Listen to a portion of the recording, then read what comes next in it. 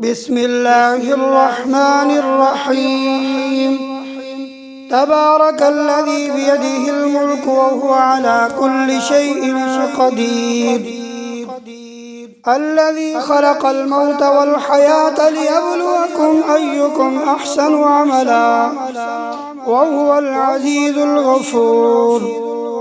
الذي خلق 7 سماوات طباقا ما ترى في خلق الرحمن من تفاوت فارجع البصر هل ترى من فطور ثم ارجع البصر كرتين ينقلب إليك البصر خاسئا وهو حسير.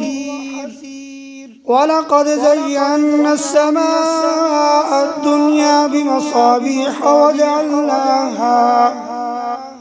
وجعلناها رجوما للشياطين وأعتدنا لهم عذاب السعير. وللذين كفروا بربهم عذاب جهنم وبئس المصير. إذا ألقوا فيها سمعوا لها شهيقا وهي تفور تكاد تميز من الغيظ كلما ألقي فيها فوج سألهم خزنتها ألم يأتكم نذير قالوا بلى قد جاءنا نذير فكذبنا وقلنا ما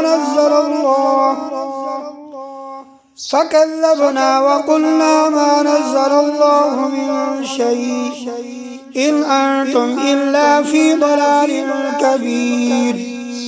وقالوا لو كنا نسمع أو نعقل ما كنا في أصحاب السعير فاعترفوا بذنبهم فسحقا لأصحاب السعير. إن الذين يخشون ربهم بالغيب لهم مغفرة وأجر كبير. وأسروا قولكم أو اجهروا به إنه عليم بذات الصدور. ألا يعلم من خلق وهو اللطيف الخبير. هو الذي جعل لكم الأرض ذلولا فامشوا في مناكبها وكلوا من رزقه وإليه النشور. أأمنتم من في السماء أن يخسف بكم الأرض فإذا هي تمور أم أمنتم من في السماء أن يرسل عليكم حاصبا فستعلمون كيف نذير. ولقد كذب الذين من قبلهم فكيف كان نكير. أولم يروا إلى الطير فوقهم صافات ويقبضن ما يمسكهن إلا الرحمن إنه بكل شيء بصير. أمن هذا الذي هو جند لكم ينصركم من دون الرحمن إن الكافرون إلا في غرور. أمن هذا الذي يرزقكم إن أمسك رزقه بل لجوا في عتو ونفور. أفمن يمشي مكبا على وجهه أهدى أمن يمشي سويا على صراط مستقيم. قل هو الذي أنشأكم وجعل لكم السمع والأبصار والأفئدة قليلا ما تشكرون.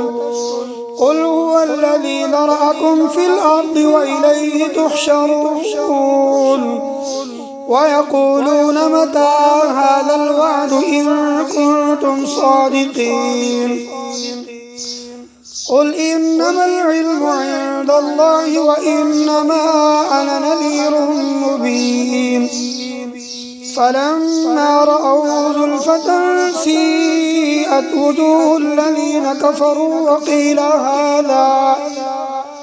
وقيل هذا الذي كنتم به تدعون. قل أرأيتم إن أهلكني الله ومن معي أو رحمنا فمن